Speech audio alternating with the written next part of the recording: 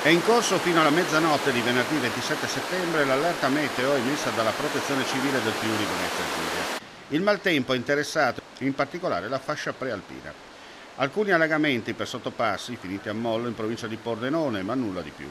Sotto osservazione Isonzo e Natisone. Nel primo caso la piena, come documentano le nostre immagini realizzate intorno alle 13 a Sagrado, tra il ponte della strada regionale e la chiusa che alimenta il canale dei Dottori, sta defluendo con regolarità verso la foce. Per ora non desta preoccupazione, tutto sotto controllo, come gli altri fiumi e torrenti. Udrio, ampiamente sotto il livello di guardia al momento di andare in macchina con il servizio e versa praticamente asciutto. Non si segnalano interventi di particolare rilevanza in tutta l'area della provincia di Gorizia. La stessa scena registrata poco prima delle 13.30 sul ponte romano di Premariacco per la piena del fiume Natisone.